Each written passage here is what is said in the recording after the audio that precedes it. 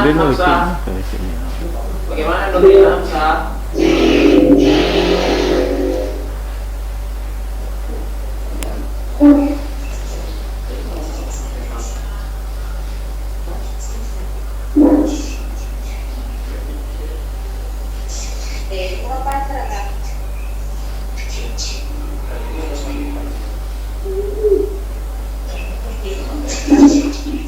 Nurlina, Hadir. bagaimana pendalamannya di situ Bu? Tadi katanya putus-putus.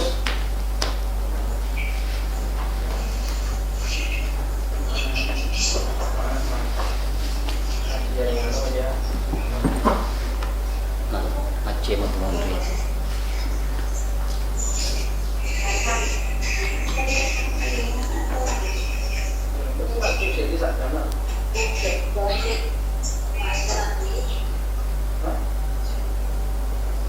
Ya, makin.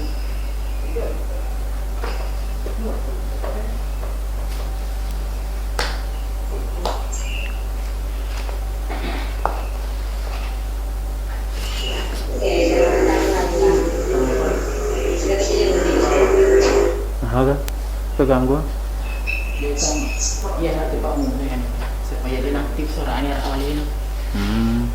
Ganti. Oh itu suara anak ada. Sudah corak, tapi ada yang memang kali ini.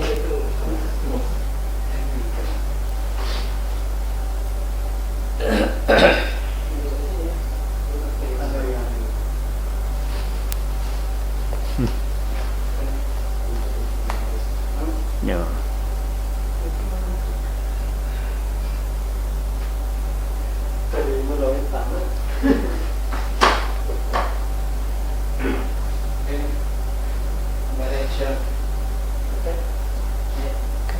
ya.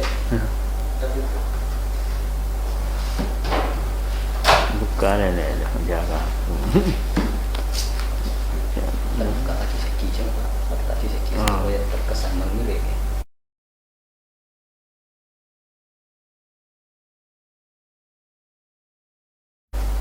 Oh lima anu deh. Kematian itu enggak di kayak itu.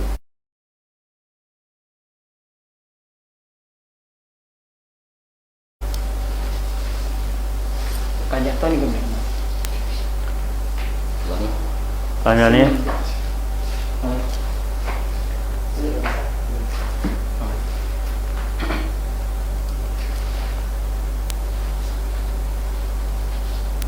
Assalamualaikum warahmatullahi wabarakatuh. Assalamualaikum warahmatullahi wabarakatuh. Bismillahirrahmanirrahim. Alhamdulillahirabbil alamin. Wassalatu wassalamu ala sayyidina Muhammadin wa ala alihi wa sahbihi ajma'in. Amma ba'd. Alhamdulillah, puji syukur kehadirat Allah Subhanahu wa taala oleh karena limpahan rahmatnya kepada kita semua sehingga kita dapat mengikuti acara pada malam hari ini. Demikian pula selawat atas junjungan Nabiullah Muhammad sallallahu alaihi wasallam, Nabi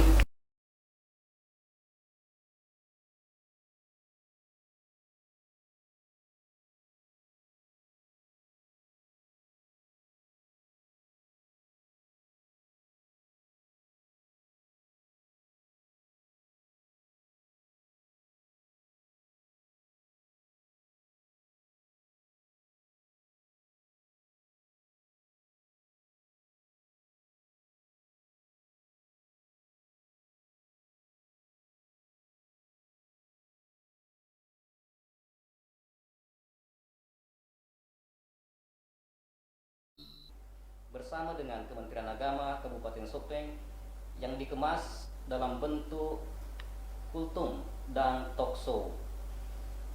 Ada beberapa tujuan sesungguhnya yang ingin kita capai.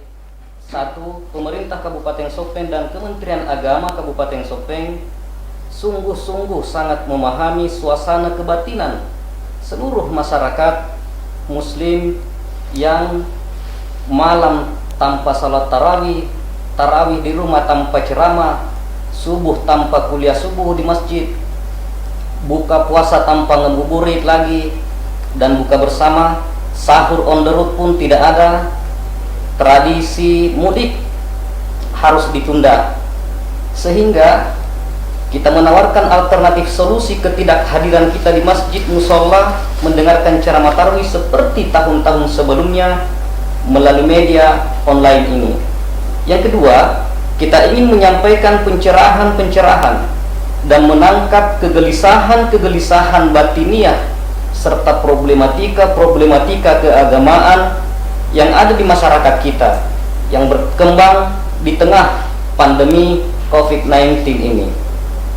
Kaum muslim muslimah, senang rasanya jumpa dengan Anda melalui tayangan live ini. Saya Muhammad Yunus, Kepala Penyelenggara Zakat Wakaf Kementerian Agama Kabupaten Sopeng, dan malam hari ini menemani saya adalah Haji Andi Muhammad Darwis MAG, Kepala Seksi Bimas Islam Kantor Kementerian Agama Kabupaten Sopeng. Senang sekali rasanya saya dapat menemani Anda selama 20 menit ke depan, tentunya dengan tema menarik dengan narasumber yang berkompeten di bidangnya. Bersama kita malam ini Bapak Dr. Kiai Haji Huseima MAG, Kepala Kantor Kementerian Agama Kabupaten Sopeng. Untuk menghargai waktu, mari kita persilakan pada Gurunda Dr. Kiai Haji Huseima MAG untuk menyampaikan tema atau materi yang dipersiapkan pada malam hari ini. Persilakan. Assalamualaikum warahmatullahi wabarakatuh. Waalaikumsalam warahmatullahi wabarakatuh. Bismillahirrahmanirrahim. Alhamdulillahi rabbil alamin. Wassalatu wassalamu ala asyrafil anbiya wal mursalin Sayyidina Muhammadin wa ala alihi wa sahbihi ajma'in. Kaum muslimin dan muslimat dan seluruh jamaah yang sempat bergabung dengan kami melalui media yang disiapkan oleh Kominfo Kabupaten Sopeng, mudah-mudahan keberadaan kita semua senantiasa mendapatkan rahmat inayah dari Allah Subhanahu wa taala. Amin. Amin. Pada kesempatan ini tentu saja pertama kami menyampaikan rasa kegembiraan kami di mana acara kita ini berlangsung dan saya didampingi oleh dua kepala sesi kami, Bapak Kepala Sesi Bimas Islam Haji Andi Darwis SAG MAG, Bapak Muhammad Yunus SAG MPDI, penyelenggara zakat wakaf, untuk melaksanakan program kita ini. Nah, kalau tadi telah disampaikan maksud dan tujuannya, tentu saja saya selaku Kepala Kantor Kementerian Agama Kabupaten Sopeng ya ikut merasa juga mendapatkan amanah, yaitu dengan membawakan materi ya, dimulai dengan mungkin materi-materi fadail bulan suci Ramadan, dan lanjutannya nanti akan ada mungkin dialog atau tanya jawab yang menjadi insyaallah jawaban atas problema yang aktual, utamanya di tengah-tengah COVID-19 ini. Tentu pertama kami angkat itu salah satu daripada hadis Nabi untuk memotivasi kita ini, walaupun suasananya seperti ini beda dengan suasana sebelumnya.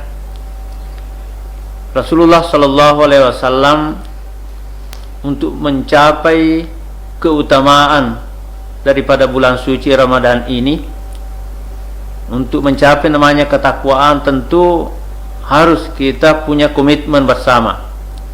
Rasulullah setelah membagi keutamaan-keutamaan itu, sebagaimana yang sering juga kita dengarkan dari dai-dai kita bahwa bulan suci Ramadan itu terbagi 3 bahagian. Yang pertama, awaluhu rahmah. Yang kedua, wawasatuhu maghfirah. Yang ketiga, wa akhiruhu itqum minan nar.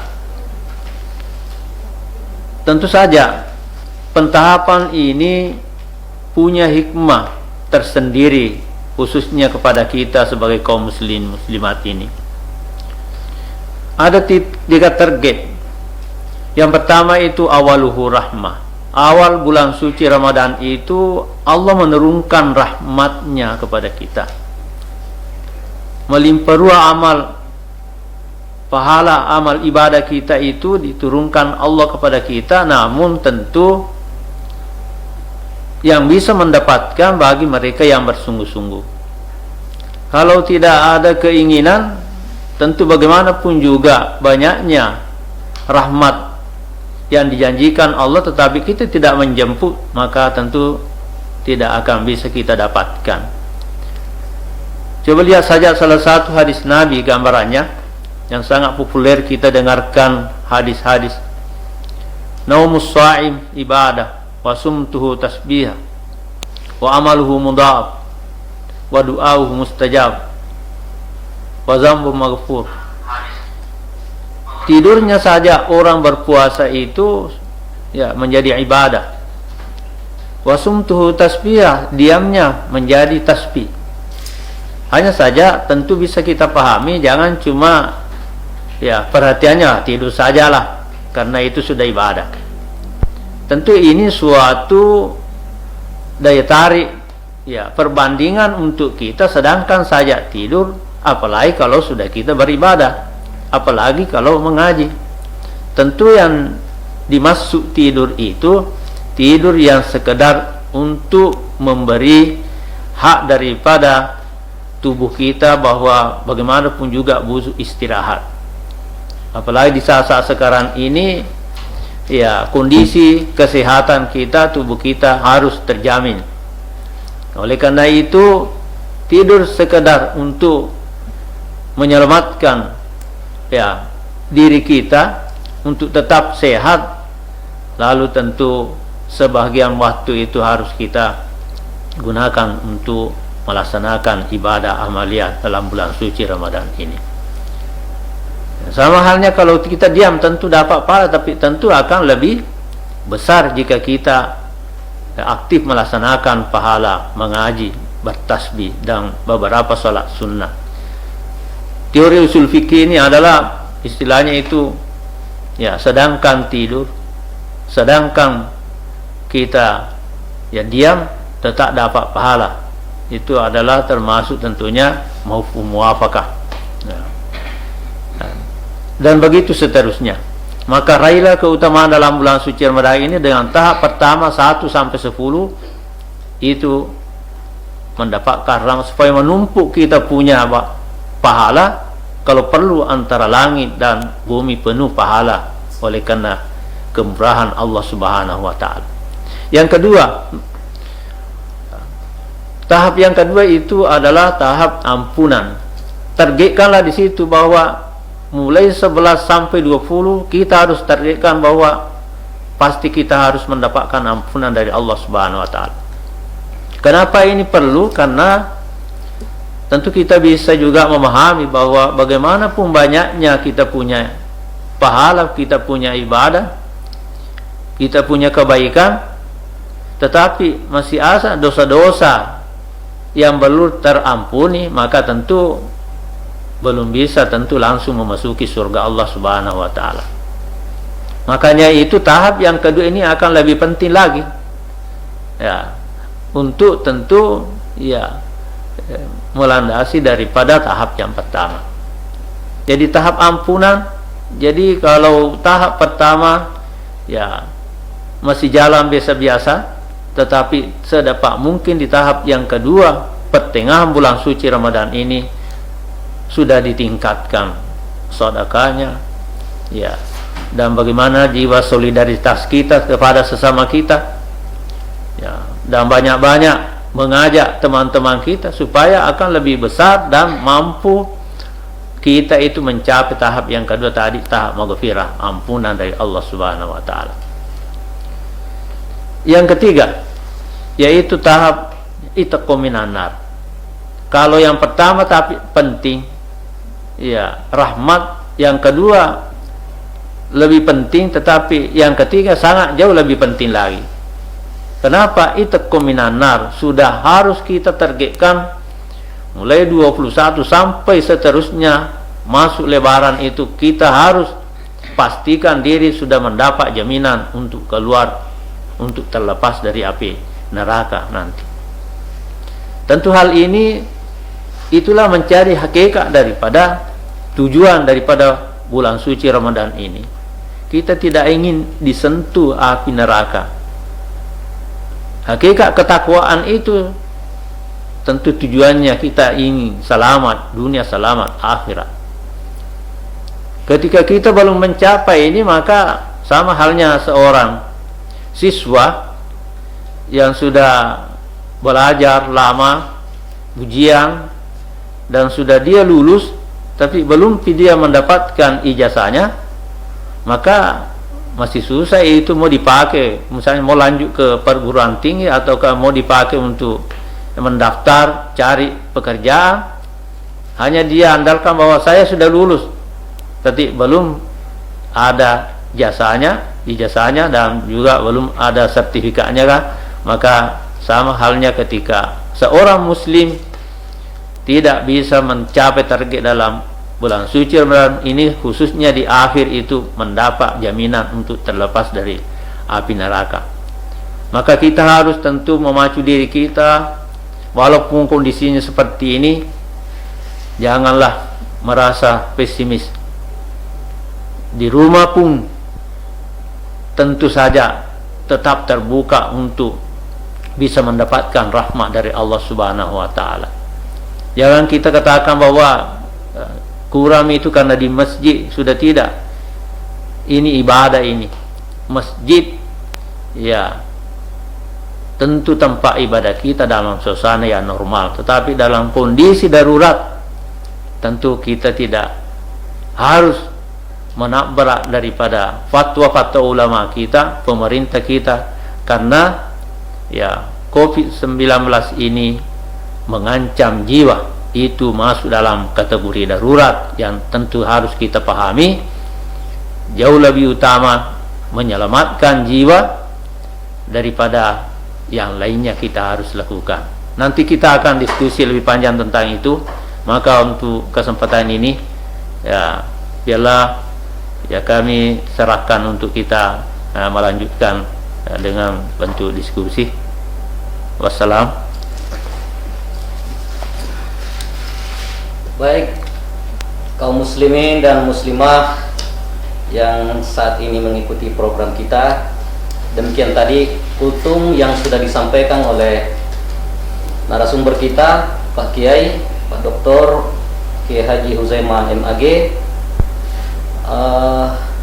Paling tidak kita menarik benang merahnya bahwa Ramadan itu dibagi kepada 3 garis besar.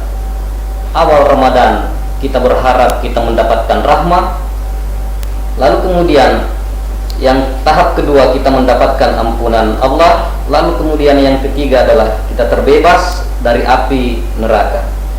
Tetapi mungkin dalam apa yang disampaikan oleh narasumber kita ini perlu kita dalami sedikit terkait dengan beberapa hal yang berkembang di tengah-tengah masyarakat kita. Haji Andi Darwis, mungkin ada yang ingin dipertajam pada sesi ini? Ya, terima kasih. Saya ingin menyampaikan pertanyaan kepada Alena Gunta. Mohon maaf pemirsa, mungkin saya agak campur dengan bahasa Bugis karena saya juga melihat pemirsa kita sama-sama orang Sopeng. Terkait dengan bulan Ramadan, apa-apa atau beberapa kegiatan ibadah yang dilakukan di dalam bulan suci Ramadan ini tentu apa tadi yang disampaikan untuk mendapatkan rahmat di tahap pertama. Namun dari awal Ramadan, begitu masuk Ramadan, kebiasaan kita melakukan salat tarawih. Kan tetapi pada saat ini, pada saat pandemi ini, kita dibatasi, bahkan tidak dibolehkan untuk datang ke masjid melakukan salat tarawih. Mungkin mendasar saja pertanyaan saya, Pak Ustaz. Itu sebenarnya hukum salat tarawih baik di rumah ataupun di masjid, memang dari hukum fikihnya bagaimana ini? Terima kasih, pertanyaan ini sangat menarik.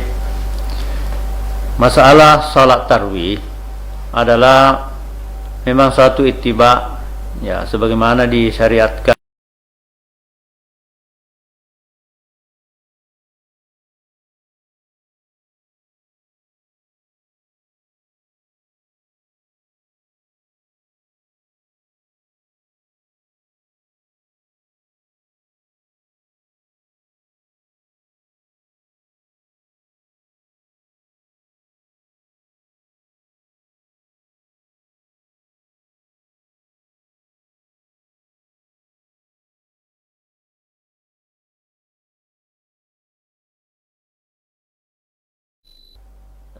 dan seterusnya itu secara berjamaah.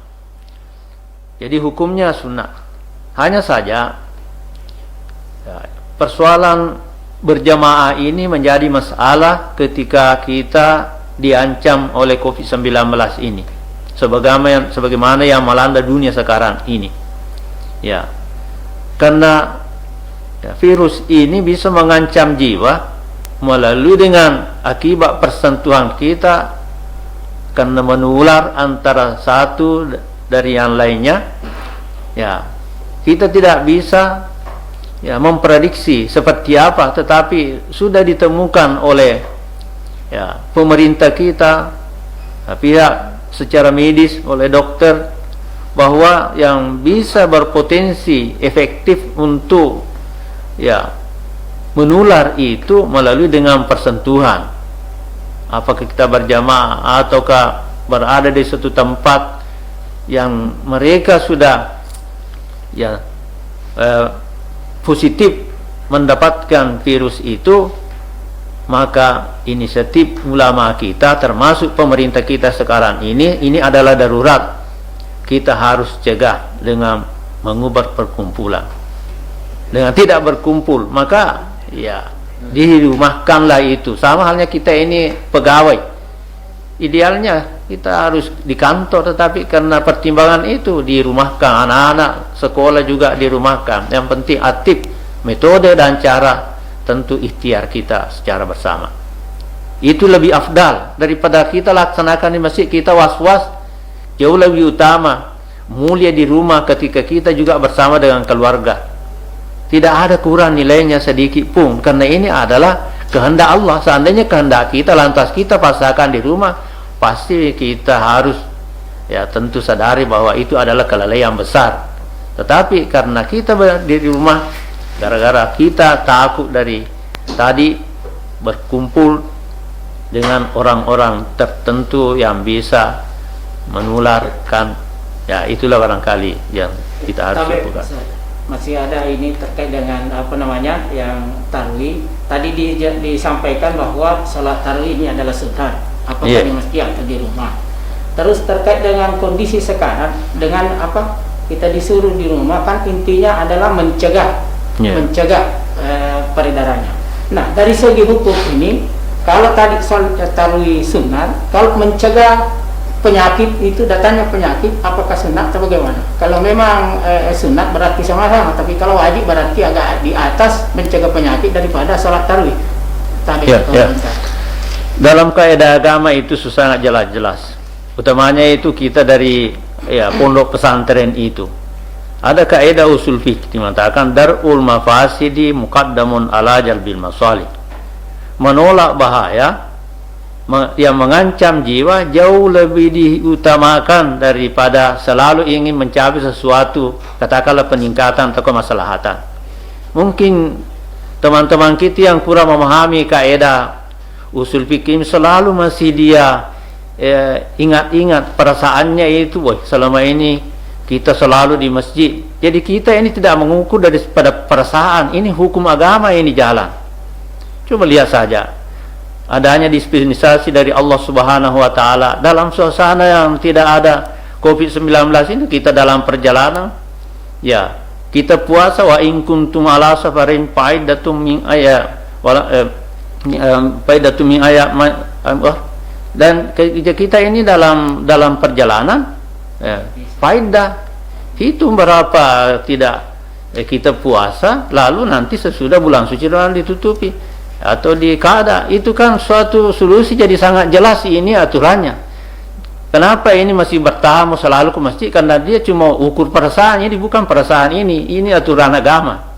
Lalu dibandingkan di pasar itu tidak bisa dibawa di rumah karena memang tidak ada aturannya. Cuma pemerintah itu, ya, Pak Bupati dengan seluruh unsur pimpinan daerah itu, Forkopimda selalu mencermati sudah sampai sejauh mana itu manfaatnya ketika pasar, ya misalnya dibuka dan ditutup. Mungkin sewaktu-waktu kalau sudah sangat mendesak, karena kalau misalnya pasar ya langsung ditutup, jangan-jangan bukan corona yang mematikan orang, justru orang tidak makan. Jadi lain hukumnya jika agama, lain juga hukumnya persoalan pasar, kan itu persoalan duniawi.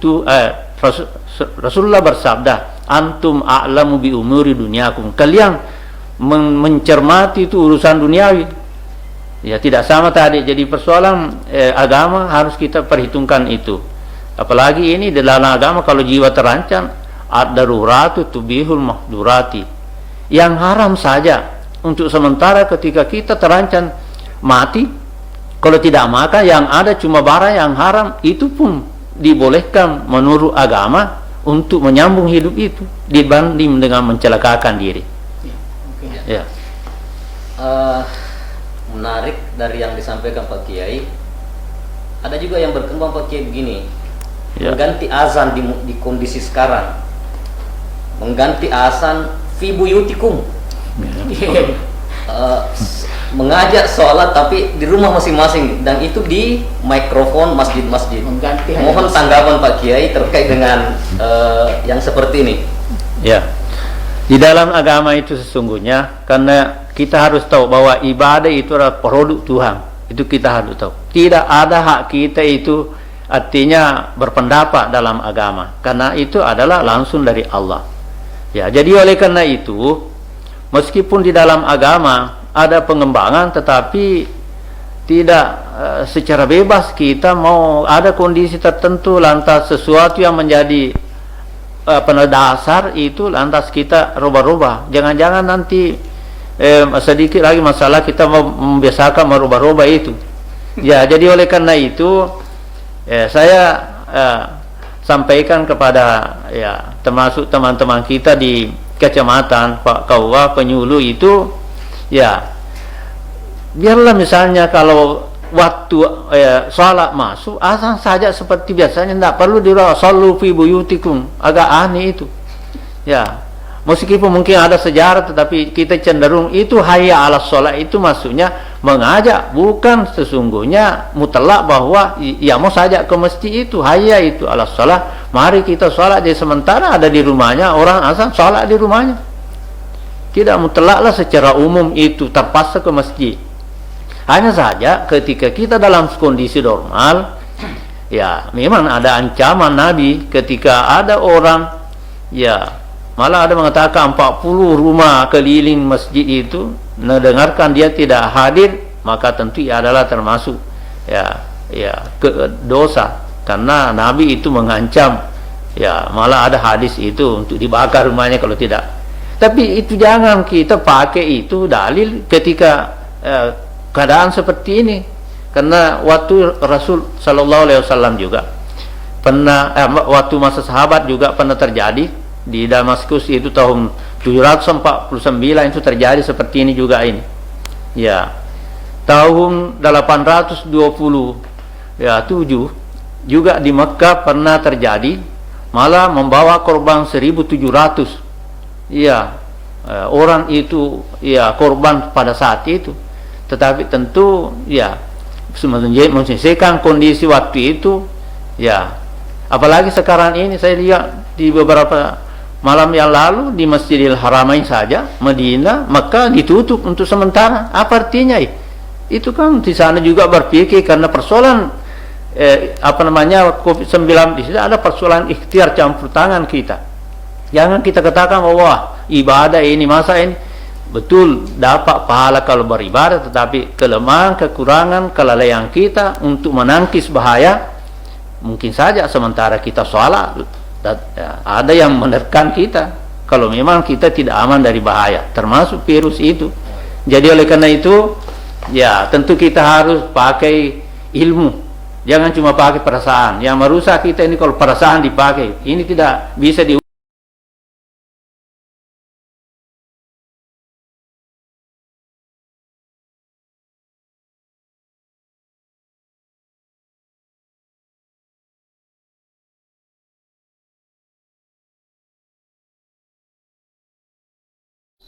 desa ataukah di daerah ini ada yang mengatakan hanya kita sajalah. Apakah bisa menjamin kalau Anda saja waktunya azan tetapi sudah salah, sudah banyak orang, apalagi kalau ada masjid terbuka ya, nanti orang yang dari desa sana itu mau sekali berjamaah pasti datang bahwa oh di sana itu masih melaksanakan ibadah, maka lebih berbahaya lagi kondisinya kalau didatangi orang lain.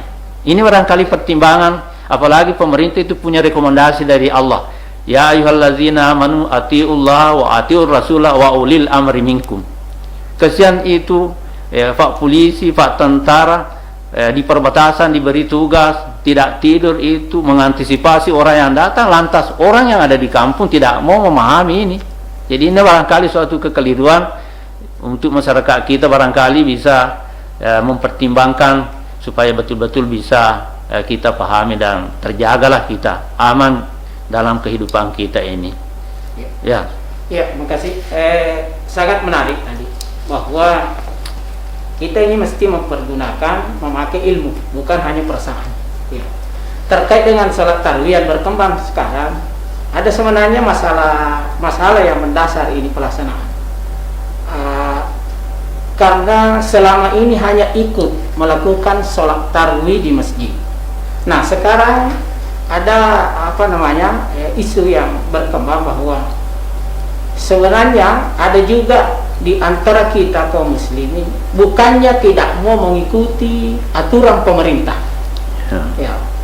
Mau, cuma yang jadi masalah dia tidak tahu sholat sendiri di rumah, apalagi menjadi imam. Nah, ini tadi kaitannya dengan ilmu.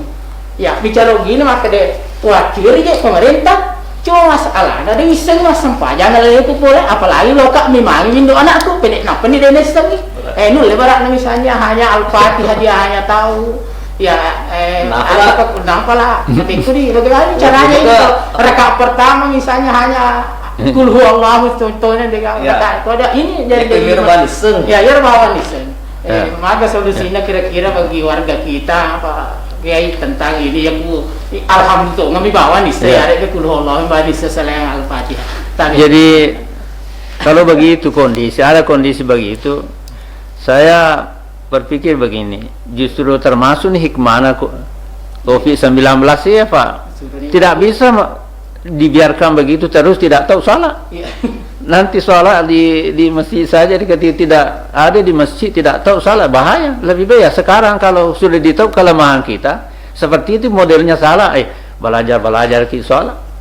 Karena nanti ini ya jangan-jangan itu sholat yang kita lakukan yang selama ini ya sholat yang tidak tangguh untuk bisa mencegah kita karena sholat seperti itu. Jadi inilah barangkali itu suatu hikmah ya, kalau memang muncul seperti itu kita sarankan saatnya lah sekarang, kalaupun kita masih hidup belum terlambat ya, sama-sama mungkin misalnya suami ke istri di sana belajar kan tidak ada orang yang lihat kenapa dibaca kalau begini, daripada sholat andalannya di masjid pada tidak tahu apa mau dibaca juga.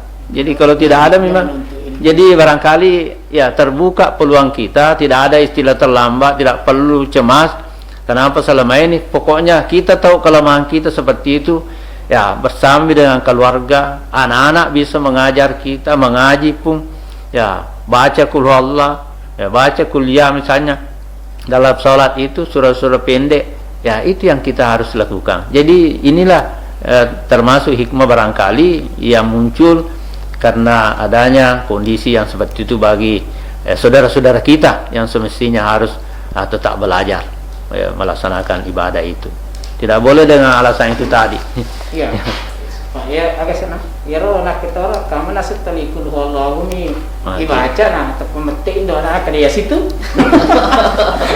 Kalau kita pergi ini makan belum tentu. Kamu kok kamu aja nak baca, dia enggak masalah. Cuma ya kita orang nak ada itu kan bisa baca. Pertanyaanku maka ini. Seandainya Al-Fatihah itu membawa niseng, maga sama kita taruhnya. Kalau seperti itu tetap susah sholat karena ma pengupu tetap sunat mi. Iya. Ya, yang penting terpenuhi rukun-rukunnya sampai jangan tetap disebut sah. Walaupun surah Al-Fatihah pernah baca, baca-bacaan ruku, dia pernah pahala. Dia cuma dia menamakan, jadi aku mataru-taru letuk mentahnya macuki, cuma aku mataru ambil ki start sekarang. Saya harus tahu bacaannya ruku kan, bacaan ruku itu sunat. Bahkan baca ya wajib rokok ki, tapi bacaannya sunat. Tapi jangan bisa terusin seperti itu. Nah, jadi roba lah. Ya kita ini harus meningkat. Ya. Jadi itu seperti itulah. Jadi tetap dianggap sah. Kalau orang-orang baru memulai, ya ikut saja seperti itu tetap dianggap sah. Hanya saja tidak boleh begitu. Dikasih waktu 2 tahun maksimal itu sudah pintar nih semua. Malah sekarang tidak ada salat. Ya. Masih ada kamu baca di ya masih terkait dengan salat tarawih. Ada saya lihat kasus begini. Kita kan dilarang di masjid seperti itu diisi surah edaran bahwa salat tarawih, salat berjamaah dilaksanakan di rumah secara individu atau dengan keluarga inti. Nah, ini ada lagi yang memahami, katanya kan di masjid kita dilarang, jadi dia berkumpul di bawah kolong rumah. Kalau dia mah sehari-hari bola berkumpul ini. Padahal yang kita pahami ini kan berkumpulnya. Tapi dia mengambil alasan katanya toh kayak ada ke masjid. Maka itu sih Jadi ini sebenarnya termasuk harus kita luruskan itu. Karena ilahnya itu bukan Jumatnya dilarang, bukan sholatnya dilarang, tetapi berkumpulnya dilarang. Hanya mak bicara lempung itu maka lagi ilaraki majuman sebab dia agak juma aku dan berkumpul tahu Jadi tanya ilah dalam usul fikih itu ada disebut ilah. Tujuan daripada hakikat daripada masuk yang kita dasari. Jadi ini tentu kita pahami. Kalau edarannya Pak Menteri itu kita bersama keluarga kecil bertu ana idik tona koro boleh aja no lo kebelah tu atta lagi mau bi mana sih bali boleh loka itu sebenarnya sudah masih kelalaian itu sangat berbahaya karena mengumpulkan orang. Jadi itulah tadi kalaupun sekiranya masih ada alasannya seperti pertanyaannya tadi bahwa dia niseng maka dak guru ini nak terima tu puang Allah Ta'ala seperti model apa kalau memang belum tahu ya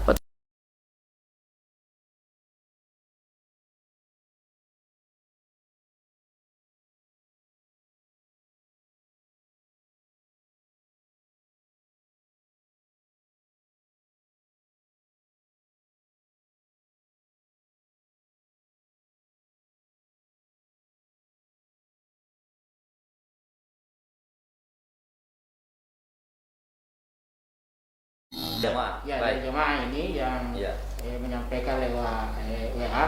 Ini agak-agak keluar sedikit dari tema tadi karena ini menyangkut salat Jumat. Katanya bagaimana hukum kalau sudah 3 kali ditinggalkan salat Jumat? Ya, tapi dengan kondisi ini. Ya. Sebenarnya banyak hadisnya yang menyangkut masalah Jumat 3 kali. Mantara qasolatun salasu mutawaliyatin kataba fi lauhim munafiqun. Salah satu hadisnya. Memang kita tahu bahwa memang kan salat Jumat itu wajib bagi kita yang mustautin yang berada dalam kampung, ya. Tetapi jangan kita kaitkan dalil ini dengan kondisi sekarang. Disinilah susahnya. Dalam kondisi yang normal dalilnya mau dipakai, kondisi maka tidak cocok. Jadi ini barangkali saya setuju itu kalau seperti itu dalam suasana yang normal itu. Kalau tidak normal, kalau, bisa dipakai. Tidak bisa dipakai. Ya. Dan tidak perlu juga merubah-rubah seperti tadi membawa asam. Coba lihat adanya pengalihan jalan misalnya di dekatnya Masjid Agung itu, ada kan langsung saja tanpa ada merubah aturan-aturan karena itu darurat cuma sementara saja. Jadi ini kan semuanya dikondisikan. Jadi sama halnya ini, ya. Jadi persoalannya jangan kita pakai dalil yang normal mau dipakai ke darurat. Ya, darurat karena darurat ini kan ini tadi. Ya, Tuhan sudah memberikan kepada kita. Kenapa sih mau pusing-pusing? Ya, kan istilahnya ikan na sempu je ramalang. Sebab dia tu joko mabela. Na jaji matoy, na tinggal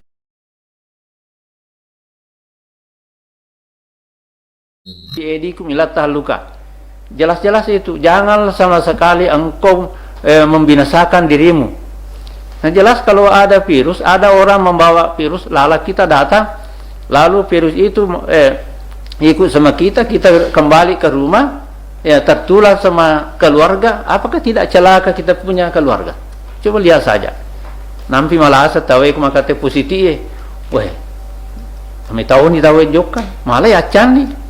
Ya, apalagi aku mati ini kasihan itu. Jadi supaya pemerintah ini menjaga masyarakatnya. Jadi cara yang tepat itu efektif, ya memutuskan mata rantai dengan cara tinggal di rumah, ibadah pun boleh dirumahkan. Jangan selalu di masjid dalam suasana seperti ini. Ya. Jadi sholat Jumat jangankan 3 kali, walaupun berkali-kali kalau dalam keadaan darurat. Walaupun berkali-kali kalau ditinggalkan. Iya, jangankan itu, saya katakan ini puasa pun sekarang. Kalau ada obat yang saya sudah pernah katakan, ada obat yang ditemukan oleh dokter bahwa kita harus makan dalam setiap 4 jam itu. Berarti puasa itu tidak boleh. Jadi cuma karena pura malam, mai pura malam tetap yang apa kurang deh. Maaf dia mana? Maka dia Allah Ta'ala dalam surah Al-Baqarah 59 wa alal ladzina yutiqunahu fidyatun ta'am miskin. Kenapa sih mau susah-susah ini Tuhan memberikan kepada kita? Ini lepas sepong Allah Ta'ala jadi makan itu pangem aja itu nanti dia merenung Pak Bereku nang kana teh Pak Bereku musafir ko apa sih jamak ko masih belum masam pejang itu malampi itu kan begitu. Hadiah ini dari Tuhan ini. Dalam konteks ibadah. Oke, baik. Cukup mungkin pada malam hari ini pemirsa kaum muslim muslimah, tidak terasa kebersamaan kita selama 20 menit kurang lebih pada malam hari ini. Akhirnya kita sampai di penghujung acara untuk pertemuan kita pada malam hari ini.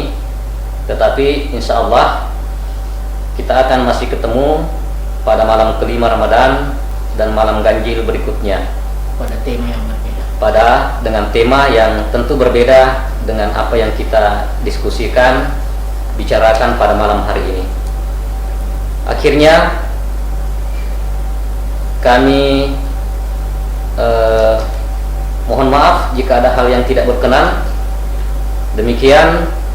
Wabillahi taufiq wal hidayah. Assalamualaikum warahmatullahi wabarakatuh. Waalaikumsalam warahmatullahi wabarakatuh.